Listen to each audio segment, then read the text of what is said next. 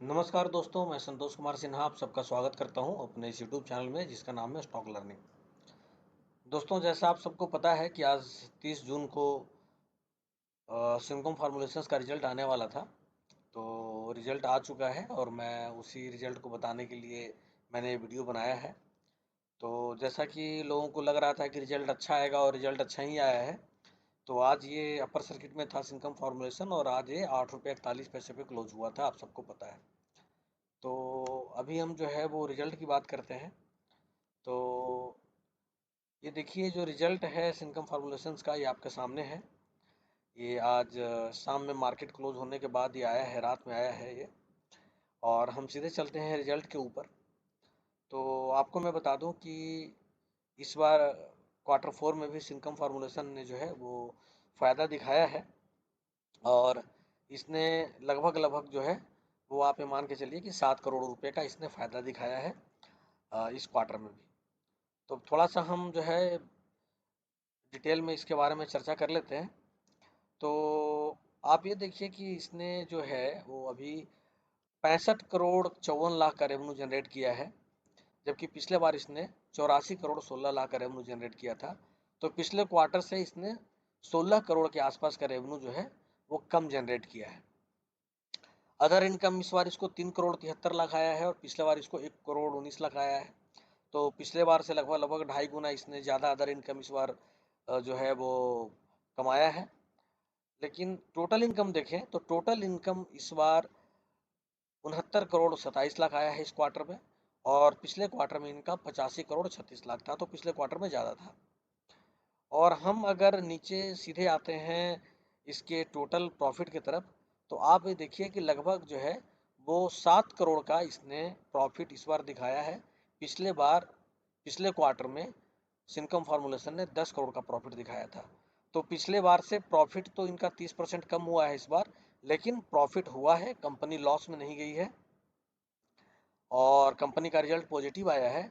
मगर ये जो हम 30% की बात कर रहे हैं, ये सिर्फ क्वार्टरली बात कर रहे हैं। मगर हम ईयरली देखें तो पिछले साल से इस साल सिंकम फार्मूलेशन का जो प्रॉफिट है वो लगभग लगभग 2 गुना हो गया है। पिछले साल इसका 14 करोड़ 25 लाख जो था, ये टोटल इसका प्रॉफिट था। और इस बार वो बढ़ करके 29 करोड़ 17 लाख हो गया है। यानी 14 करोड़ 25 लाख से 29 करोड़ 17 लाख हो गया है। तो ऑलमोस्ट आप ये देखिए कि डबल डबल से थोड़ा सा ज़्यादा ही है, इसने इस बार रिटर्न दिया है। तो ईयरली कंपनी ने बहुत अच्छा परफॉर्म किया है, दुगना जो है सो इसने ग्रोथ दिखाया है। और क्वार्टरली तो हर क्वार्टर में थोड़ा बहुत ऊपर नीचे जो है वो रहता ही है। मगर अगर आप लोग को ये लग रहा होगा कि 30% जो है इसने इस बार कम प्रॉफिट दिखाया है तो इसमें निराश होने वाली बात है, तो इसमें निराश होने वाली कोई बात नहीं है। मैं आगे आप लोगों को कुछ चीज़ें दिखा रहा हूँ। थोड़ा सा मैं इसको बड़ा कर देता हूँ। आप एक चीज़ जो है वो देखिए यहाँ पे कि आपको, हाँ एक सेकेंड, ज़्यादा बड़ा हो गया लगता है। थोड़ा सा इसको मैं और छोटा कर दूँ, ज़्यादा बड़ा हो गया ये, है ना। एक मिनट, छोटा सा छोटा कर देता हूँ। हाँ, ये देखिए। तो जैसा आप लोगों को पता है कि कंपनी जो है जो काम करती है वो कई चीज़ों में काम करती है। जैसे ये कंपनी फार्मास्यूटिकल्स ड्रग फॉर्मुलेशंस वगैरह भी बनाती है। कंपनी जो है वो कमोडिटीज वगैरह का ट्रेडिंग भी करती है, जो मैंने आपको बताया था कि ये जो है वो काजू का, मक्के का, गेहूं का, राइस का, जौ का, तिल का, इन सब का एक्सपोर्ट्स करती है। साथ ही ये आपका ज्वेलरी जो आर्टिफिशियल ज्वेलरी होता है उन सब चीज़ों का, हेयर कलर का, मैंने सब बताया हुआ है ऑलरेडी, मेरे पुराने वीडियो में सारा कुछ है। तो उन सब चीज़ों का भी ट्रेडिंग करती है और कमोडिटीज़ का ट्रेडिंग करती है और प्रॉपर्टीज रेंटिंग का भी इसका छोटा मोटा काम है कंपनी का। तो अगर हम ड्रग्स की बात कर रहे हैं कि इसको ड्रग्स से कितना रेवेन्यू आया है, फॉर्मुलेशन से और फार्मास्यूटिकल ड्रग से, तो आप ये देखिए कि पिछले बार इसको 68 करोड़ का रेवेन्यू आया था। इस बार भी इसको 67 करोड़ के आसपास का रेवेन्यू आया है। यानी रेवेन्यू में कोई ज़्यादा डाउन नहीं है, 1 करोड़ का अंतर है। अब यहाँ पे क्वेश्चन ये आता है कि भाई क्या कारण है। आखिर कोविड में जो है सो इसकी दवाइयाँ बिक रही थी तो और ज़्यादा होना चाहिए, ठीक है आपका कहना सही है। मगर एक पॉइंट और भी है कि अप्रैल में और मई में जो कोविड का जो सेकेंड वेव का जो प्रकोप था, जो उसका जो इम्पैक्ट था वो बहुत ज़्यादा था। तो ये चीज़ हमें क्वार्टर वन में ज़्यादा देखने को मिल सकता है, इनका सेल। फार्मास्यूटिकल का इससे भी ज़्यादा। मगर यहाँ पे इन्होंने जो है इनका सेल डाउन नहीं हुआ है, आप देख सकते हैं जो इसका रेवेन्यू का जो सेगमेंट है उसमें, कि फार्मास्यूटिकल से इस बार इन्होंने 67 करोड़ के आसपास रेवेन्यू जनरेट किया है, पिछले बार इन्होंने 68 करोड़ रेवेन्यू जनरेट किया था, तो रेवेन्यू ऑलमोस्ट सेम है। इनका जो मेजर जो इनका जो डाउनफॉल है वो है कमोडिटीज में। कमोडिटीज में पिछले बार इनको 16 करोड़ का रेवेन्यू आया था, इस बार मात्र 1 करोड़ 71 लाख का रेवेन्यू आया है। तो कमोडिटीज के कारण इनका प्रॉफिट जो है वो इम्पैक्ट हुआ है, ना कि दवा के कारण हुआ है, इस चीज का ध्यान रखिएगा। और पिछले बार भी जो है इनका कमोडिटी बहुत ज्यादा आया था, और जो प्रॉपर्टी जो रेंटल है वो उतना ही है। तो मैं आपको ये बताना चाहता हूँ कि आप ये ना समझें कि इसकी दवा कम बिकी है और इस कारण डाउनफॉल है, नहीं, कमोडिटी के कारण जो है इसका वो डाउनफॉल ज़्यादा हुआ है। पिछले बार इनका 16 करोड़ का बिका था कमोडिटी, और इस बार मात्र 1 करोड़ 71 लाख का बिका है, ये अंतर है। अदरवाइज ईयरली रिजल्ट जो है वो दुगुना आया है, प्रॉफिट इसने दिखाया है। अब आपको मैं कुछ ऐसी चीज़ें दिखा रहा हूँ जो आमतौर पे मुझे लगता है कि इसको समझना बहुत ही ज़्यादा ज़रूरी है, क्योंकि इसके कारण जो है अगर समझे बिना बहुत ज़्यादा कन्फ्यूजन हो सकता है। देखिए, हम अब कंपनी का ना थोड़ा सा इसका बैलेंस स्टेटमेंट जो है, statements of assets and liability पे बात कर लें। तो अब ये देखिए, यहाँ पे आपको पता है एसेट्स में एक सेक्शन होता है non current assets. Non current assets क्या होता है? वैसा एसेट्स जिसको कि हम 1 साल के अंदर जो है उसका कोई इम्पैक्ट हम पता नहीं कर सकते, उसको हम नन करंट एसेट्स बोलते हैं। और जो एसेट्स होता है जो परमानेंटली है, जिसका हम पता कर सकते हैं कि हाँ भाई 1 साल में इसको देना ही देना है, मगर जो लॉन्ग टर्म एसेट्स होता है वो नन करंट एसेट्स में आता है। तो अब यहाँ पे देखिए, यहाँ पे इनका जो प्रॉपर्टी प्लांट इक्विपमेंट है वो पिछले बार था 45 करोड़ 87 लाख का, लेकिन इस बार इनका 44 करोड़ 19 लाख का, थोड़ा सा डिप्रेशन नजर आ रहा है। लेकिन कैपिटल वर्क इन प्रोग्रेस जो है इनका वो 38 लाख का इनका इस बार है, पिछले बार कुछ भी नहीं था। यानी कैपिटल वर्क इन प्रोग्रेस क्या होता है, मैं आपको सीधा सीधी बता दूं कि जब भी कोई भी फिनेंशियल ईयर का जब बैलेंस शीट बन रहा होता है, और तब तक कुछ चीज़ें ऐसी होती हैं जो कि कंप्लीट नहीं हुई होती है, जिसको कि बैलेंस शीट में डाला जाए। फॉर एग्जांपल, आप कोई नया मशीन लगवा रहे हैं, कोई मशीनरी कोई प्लांट लग रहा है, मगर वो प्लांट अभी कंप्लीट नहीं हुआ है, वो मशीन जो है उसका इंस्टॉलेशन अभी कंप्लीट नहीं हुआ है, तो उसको आप बैलेंस शीट में नहीं डाल सकते। या कंपनी के लिए आप कोई सपोज बिल्डिंग बना रहे हैं, कंपनी के लिए एक नई बिल्डिंग बन रही है, मगर वो बिल्डिंग अभी तक बन के कंप्लीट नहीं हुई है, तो वो भी आपका एसेट्स हुआ नहीं है, तो उसको हम जो है सो उसमें जो भी पैसा लगा है उसको हम कैपिटल वर्क इन प्रोग्रेस में डालते हैं। तो अभी देखिए कि 38 लाख रुपया इनका कैपिटल वर्क इन प्रोग्रेस में है, जो पिछले बार नहीं था। इन्वेस्टमेंट इनका बराबर है, पिछले बार भी 47 करोड़ 13 लाख का था, इस बार भी 47 करोड़ 13 लाख का है। उसके बाद अदर इंटेंजेबल एसेट्स पिछले बार 10 लाख का था, इस बार 12 लाख का है। इंटेंजेबल एसेट्स का मतलब होता है जो उसको हम टच नहीं कर सकते हैं, या डायरेक्टली इसको हम प्रोडक्शन में उसका फायदा नहीं होता है। जैसे मान लीजिए आपके कंपनी का लोगो है, या आपने किसी चीज़ का पेटेंट कराया हुआ है, या आप इसको ये मान लीजिए कि आपको किसी चीज़ का लाइसेंस मिला हुआ है, तो उन सब चीज़ों को हम इंटेंजिबल एसेट्स बोलते हैं। तो वो जो है इनका वो 12 लाख का है। जो मेन जो मैं आपको दिखाऊंगा वो आप यहाँ पे देखिए। अब देखिए, फिनेंशियल एसेट्स में इनका इन्वेस्टमेंट्स पिछले बार मात्र 63 लाख का था, और इस बार इनका इन्वेस्टमेंट 1 करोड़ 16 लाख का हुआ है। तो इस बार इन्होंने लगभग लगभग 50-55 लाख से अपना इन्वेस्टमेंट को बढ़ाया है। तो एक ये है, ये जो कि आपको ऊपर उसमें देखने को नहीं मिला है रेवेन्यू में। दूसरा, ट्रेड रिसीवेबल इस बार इनका 7 करोड़ रुपए का अभी है। अब सोचिए कि अगर ये ट्रेड रिसीवेबल अगर ये आ जाता, तो इनका और भी शानदार जो है वो रिजल्ट हो जाता। यानी कि ये पैसा इनको लेना है, और जो कि इनको लॉन्ग टर्म में ये इनको मिलेगा। ट्रेड रिसीवेबल जो है सो 7 करोड़ 70 लाख का। आप बोलेंगे आपकी ट्रेड रिसीवेबल क्या होता है? तो देखिए, कोई भी कंपनी जब सामान बेचती है तो वो या तो कैश में बेचती है या क्रेडिट पर देती है। क्रेडिट का मतलब उधार पे देती है। तो क्या करती है, जो उधार पे सामान देती है उसका पैसा बाद में आता है। तो ये ही ट्रेड रिसीवेबल कहलाता है, जो हम उधार पे सामान देते हैं और जिसका पैसा बाद में आता है। तो अभी कंपनी को 7 करोड़ 70 लाख जो है वो ट्रेड रिसीवेबल से आना है। तो इस ये देखिए, दूसरी चीज़ जो है आपको और एक मेजर में दिखा दूं, करंट एसेट में देखिए। तो करंट एसेट में जो कंपनी के पास जो इन्वेंट्री है वो 22 करोड़ 55 लाख, यानी 22.5 करोड़ का इन्वेंट्री अभी पड़ा हुआ है, जबकि पिछले बार सिर्फ 16 करोड़ का इन्वेंट्री था इनके पास।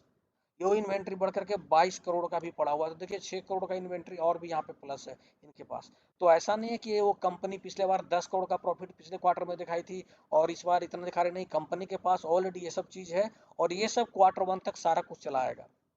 अब देखिए, यहाँ भी अगर आप देखिए तो कंपनी का जो इन्वेस्टमेंट है वो 9 करोड़ 89 लाख का कंपनी ने फिर इन्वेस्टमेंट यहाँ पे किया हुआ है, जो कि ये 1 साल के लिए है। ये देख रहे हैं, 9 करोड़ 89 लाख का इसने फिर किया हुआ इन्वेस्टमेंट। और जो ट्रेड रिसीवेबल है देखिए पूरे साल का, वो कंपनी का है 74 करोड़ 82 लाख। देख रहे हैं आप, जो कि पिछले बार मात्र 43 करोड़ 34 लाख था। तो ऑलमोस्ट आप समझिए कि पौने 2 गुना इनका ट्रेड रिसीवेबल जो है सभी आना है। तो ये सब चीज जो है, ये सब चीज ये बताता है कि कंपनी का परफॉर्मेंस बहुत ही शानदार है।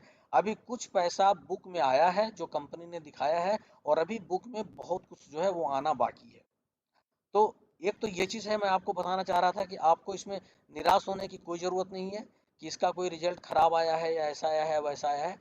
दूसरा चीज़ और मैं दिखा दूँ, कंपनी जो है वो अपना जो है वो एक्सपेंशन कर रही है। इसका जो इंजेक्शन का है और जो इनका टैबलेट का जो है, जो इनका कुछ यूनिट है, उसको एक्सपेंड कर रही है, उसकी कैपेसिटी को कंपनी बढ़ा रही है। और उसमें कंपनी जो है वो 43 करोड़ रुपये का जो है वो उसके अंदर कंपनी का इन्वेस्टमेंट हो रहा है। तो ये भी एक बहुत बड़ी बात है। और वो 43 करोड़ रुपये का जो ये देखिए यहाँ पे है, ये मैं आपको थोड़ा सा बड़ा करके दिखा देता हूँ। ये देखिए, ये यहाँ पे लिखा हुआ है, एक सेकेंड, ये देखिए ये लिखा हुआ है।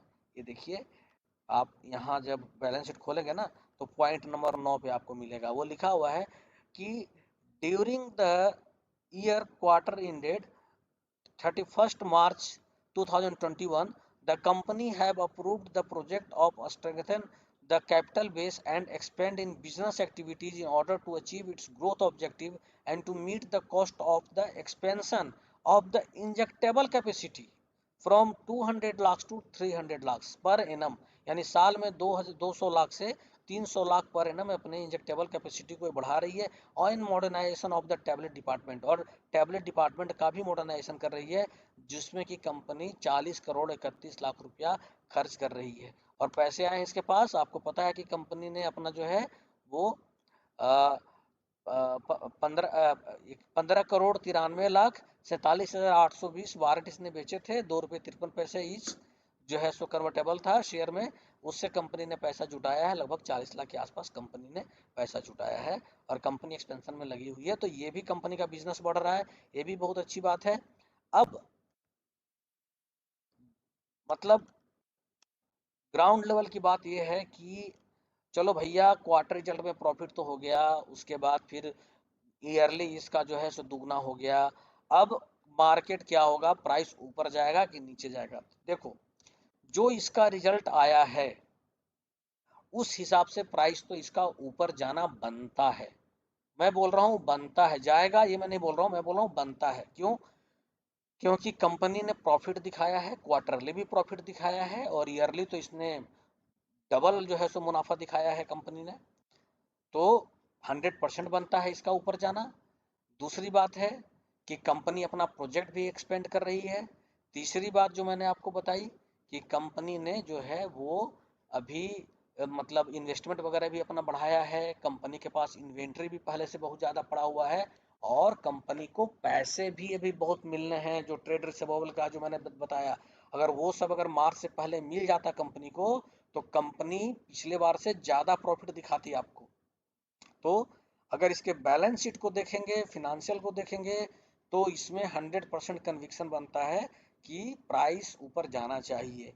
लेकिन अब कुछ लोग ऐसे भी हैं मार्केट में जो कि निगेटिविटी फैलाएंगे, वो बोलेंगे अरे यार पिछले क्वार्टर से तो कम आया है, तो वो कोशिश करेंगे मार्केट को गिराने का। और अगर ऑपरेटर्स अगर ऐसा चाहेंगे तो वो ऐसा कर देंगे। लेकिन एज ए स्मार्ट इन्वेस्टर मैं आपको बताता हूँ, this is a very very good company for long term investment.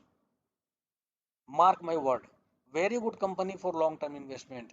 और अभी जो आपको ये 8 रुपये 9 रुपये प्राइस पे मिल रहा है, अगर कल को कोई इसका प्राइस गिराता है और आपको थोड़ा सा नीचे के प्राइस पे मिलता है, तो आप जम के बाई कीजिए, एवरेज कीजिए। क्योंकि कंपनी का फंडामेंटल बहुत सुधार हो रहा है, कंपनी लगातार थोड़ा कम या ज़्यादा प्रॉफिट तो हर किसी को होता है भैया, वो तो होता रहता है, किसी क्वार्टर कम किसी क्वार्टर ज़्यादा, लेकिन कंपनी प्रॉफिट दिखा रही है, लॉस में नहीं जा रही है कंपनी। और कंपनी अपने बिजनेस का एक्सपेंड भी कर रही है। और क्वार्टर वन में तो हो सकता है कि रिजल्ट ज़्यादा। हालांकि इसी बार मैंने उम्मीद किया था, जैसा मैंने अपने पिछले वीडियो में बोला भी था, कि मुझे उम्मीद है कि इस बार 9 से 10 करोड़ कंपनी रेवेन्यू जनरेट करेगी, मगर कंपनी 9 से 10 करोड़ मतलब प्रॉफिट जनरेट करेगी, मगर कंपनी 9 करोड़ तो नहीं कर पाई, कंपनी ने 7 करोड़ का प्रॉफिट जनरेट किया है। तो चलो ठीक है, मैं तो कोई वैसा पंडित तो हूँ नहीं कि जो मैं एस्ट्रोलॉजर तो हूँ नहीं कि जो मैं बोलूँगा वही होगा, लेकिन कंपनी ने प्रॉफिट जनरेट किया है और अच्छा खासा प्रॉफिट जनरेट किया है। तो आप लोग जरा भी बिल्कुल ना घबराएं इस कंपनी में। कोई अगर इसको प्राइस को नीचे भी ले जाता है तो आप एवरेज करें, बन रहें, 1 साल के अंदर आप लोग जो है वो खुशी से झूम उठेंगे, कंपनी इतना पैसा देगी। क्योंकि मैं हमेशा बोलता हूँ, never by A company, always by a business. Never see the height of the price, always see depth of the business of that company. ये मैं हमेशा बोलता हूँ। तो ये वीडियो मैं आप लोगों के सामने एक नॉलेज पर्पज से लेकर के आया था कि मैं कंपनी के जो है सो फंडामेंटल ये रिजल्ट को, Q4 के रिजल्ट को आप लोगों के साथ डिस्कस करूं। और मेरा ईमेल आईडी है मेरे चैनल का stk.learning@gmail.com, और आप लोग इस ईमेल आईडी पे मुझे कम्युनिकेट कर सकते हैं। इसी के साथ आप मुझे आज्ञा दीजिए। नमस्कार, जय हिंद, जय भारत, वंदे मातरम।